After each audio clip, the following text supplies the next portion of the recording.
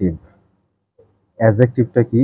এটা নাউন বা প্রোনাউনের দোষ, গুণ, অবস্থা, সংখ্যা, পরিমাণ প্রকাশ করে। তাহলে অ্যাডজেক্টিভের অন্য নাম দুইটা আমাদের নাম জানতে হবে। এইটা অ্যাডজেক্টিভ নাউন বা প্রোনাউনকে কোয়ালিফাই করে বা মডিফাই করে।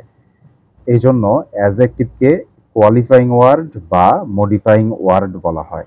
তাহলে কোয়ালিফাইং ওয়ার্ডকে আবার সংক্ষেপে কোয়ালিফায়ার, মডিফাইং ওয়ার্ডকে সংক্ষেপে মডিফায়ার বলা হয়ে থাকে। তাহলে এই দুই লাইন থেকেই বেশ কিছু প্রশ্ন আসে পরীক্ষায়। আমরা বইয়ে দেখে নিই কি ধরনের প্রশ্ন আসে এখান থেকে। প্রথম প্রশ্নে চলে আসি। A N dash is use to qualify or limit the meaning of something. তাহলে কি কোয়ালিফাই বা লিমিট করে কোনো কিছুর মিনিংকে? তাহলে আমরা জানি অ্যাডজেক্টিভ কোয়ালিফায়ার বা মডিফায়ার হিসেবে কাজ করে। তাহলে এটার অ্যান্সার হবে হচ্ছে অ্যাডজেক্টিভ। এরপরে সেকেন্ড প্রশ্নে চলে আসি। An adjective modifies. তাহলে অ্যাডজেক্টিভ কাকে মডিফাই করে? তাহলে আমরা খাতায় পড়েছিলাম যে অ্যাডজেক্টিভ নাউন অথবা প্রোনাউনকে মডিফাই করে। তাহলে এখানে নাউন আছে অপশনে, তার মানে এটার উত্তর হবে হচ্ছে নাউন। এরপরে অ্যান অ্যাডজেক্টিভ কোয়ালিফাইজে, তাহলে একই প্রশ্ন, এখানে অপশনে প্রোনাউন দেওয়া আছে, তার মানে উত্তর হবে হচ্ছে প্রোনাউন। এরপরে অ্যান অ্যাডজেক্টিভ ইজ এ, তাহলে এখানে naming word, modifying word, qualifying word, substituting word. তাহলে আমরা জানি কোয়ালিফায়ার এবং মডিফায়ার হিসেবে কাজ করে অ্যাডজেক্টিভ, এই জন্য এটার উত্তর হবে মডিফাইং ওয়ার্ড এবং কোয়ালিফাইং ওয়ার্ড দুইটাই। তাহলে অ্যাডজেক্টিভের প্রকারভেদে যদি আমরা চলে আসি, অ্যাডজেক্টিভ প্রধানত দুই প্রকার। এছাড়া এই দুই প্রকারের বাইরেও আরো বেশ কিছু ধরনের অ্যাডজেক্টিভ রয়েছে। আমরা প্রথমে চলে আসি প্রধান দুই প্রকারে। তাহলে অ্যাডজেক্টিভ প্রধানত দুই প্রকার, একটা হচ্ছে অ্যাট্রিবিউট অ্যাডজেক্টিভ আর একটা প্রেডিকেট অ্যাডজেক্টিভ। তাহলে অ্যাট্রিবিউট আর প্রেডিকেট দুইটার মধ্যে আমরা পার্থক্য করব কিভাবে? অ্যাট্রিবিউটের ক্ষেত্রে মনে রাখতে হবে অ্যাট্রিবিউট নাউনের পূর্বে বসে। তাহলে অ্যাট্রিবিউট নাউনের পূর্বে বসে আর প্রেডিকেট ভার্বের পরে বসে। এখন অ্যাট্রিবিউট নাউনের পূর্বে বসে কি করে? যে নাউনের পূর্বে বসলো সেই নাউনের দোষগুণ অবস্থা প্রকাশ করে। আর প্রেডিকেটটা কি? ভার্বের পরে বসে, কিন্তু ভার্বের পরে বসলেও যেহেতু অ্যাডজেক্টিভ, এটা সবসময়ই নাউন বা প্রোনাউনের দোষগুণ প্রকাশ করে।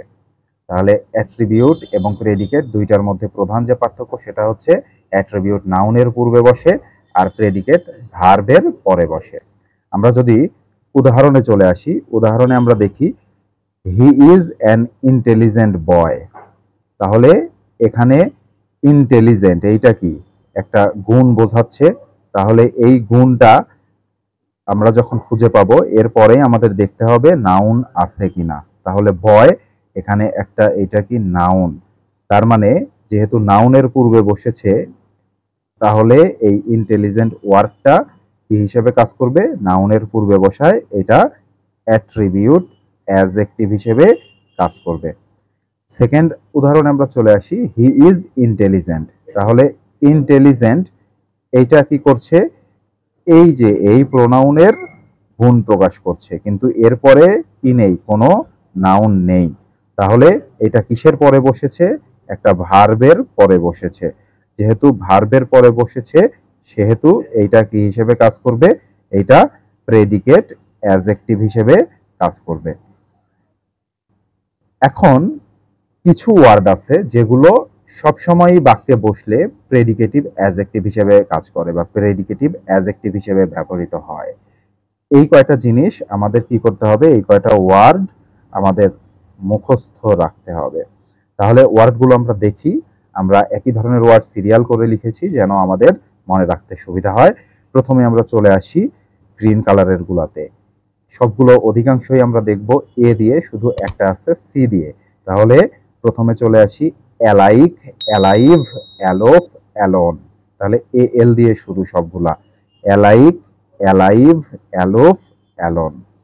এরপরে অ্যাওয়ার, অ্যাওয়াক, অ্যাসলিপ। তাহলে অ্যাওয়ার, অ্যাওয়াক, অ্যাসলিপ। আর কি আছে? অ্যাফ্রেইড, অ্যাশেমড, আর সি দিয়ে আছে হচ্ছে কন্টেন্ট। তাহলে এই কয়টা ওয়ার্ড সেন্টেন্সে যখনই বসুক সেটা কি হিসেবে কাজ করবে, প্রেডিকেটিভ অ্যাডজেক্টিভ হিসেবে কাজ করবে। এই কয়টা ওয়ার্ড আমাদের মুখস্থ রাখতে হবে। আমরা যদি উদাহরণে চলে আসি সেক্ষেত্রে আমরা দেখি I like being alone at home.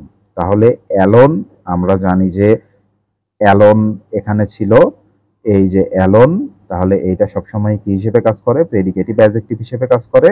তার মানে অ্যালোন এখানে কি, প্রেডিকেটিভ অ্যাডজেক্টিভ। আমরা এই প্রধান দুই প্রকার অ্যাডজেক্টিভের বাইরে আর কি কি ধরনের অ্যাডজেক্টিভ আছে সেগুলো আমরা একটু দেখে নিই। এগুলো সম্পর্কে ডিটেইলস আমরা পরবর্তী ভিডিওতে সিরিয়ালি ব্যাখ্যা করব। তাহলে এই দুই প্রকারের বাইরে আরো বেশ কিছু ধরনের অ্যাডজেক্টিভ আছে। তাহলে এখানে প্রকারের বাইরে আরো বেশ কিছু ধরনের অ্যাডজেক্টিভ আছে।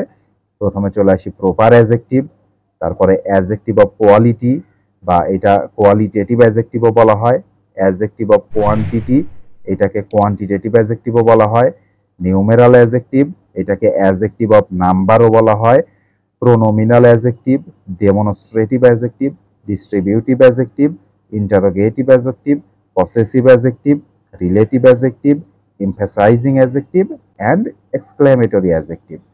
পরবর্তী ভিডিওতে এগুলো সম্পর্কে আমরা ডিটেইলস আলোচনা করব, সাথেই থাকুন।